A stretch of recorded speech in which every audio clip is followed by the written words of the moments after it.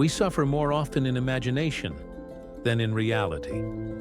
What if I told you that your greatest enemy has never been the world, but your own mind? Not the job you lost, not the person who left, not the failure, but the fear, the story, the meaning you gave it. Fear, anxiety, dread.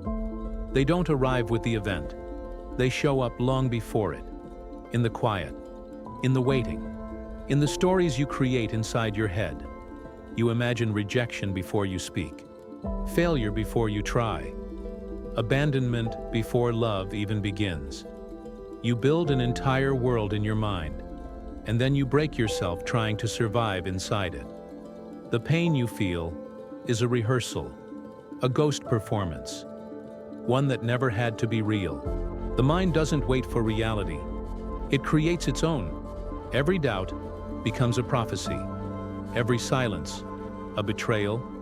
Every delay, a disaster waiting to happen. But the truth, most of it never happens. And yet you suffer, as if it did. This is what Seneca saw, that we live life twice, once in reality, and once in our fears.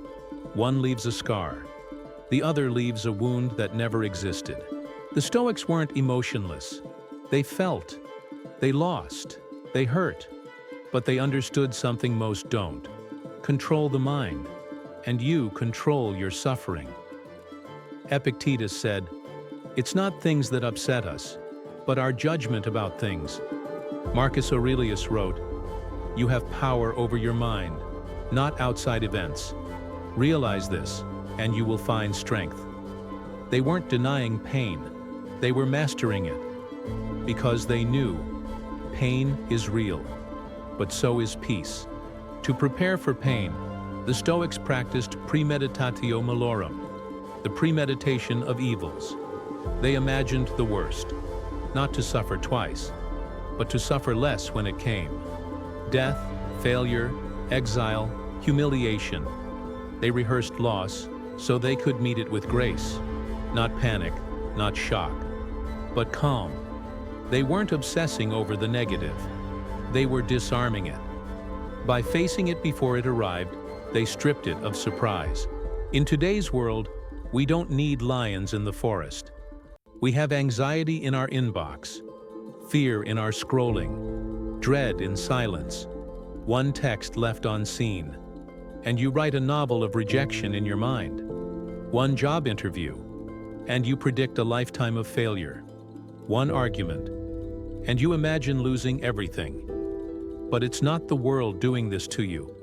It's your thoughts, your assumptions, your belief in what might go wrong. You spiral, not from reality, but from your reaction to it. So what do? You slow down. You pause. You ask, is this happening, or am I imagining it? You stop rehearsing pain. You stop narrating doom. You return to the only moment that's ever been real. Now. And in that now, you find peace again. Not because life is easy, but because you stopped making it harder than it is. Seneca's warning wasn't just poetic.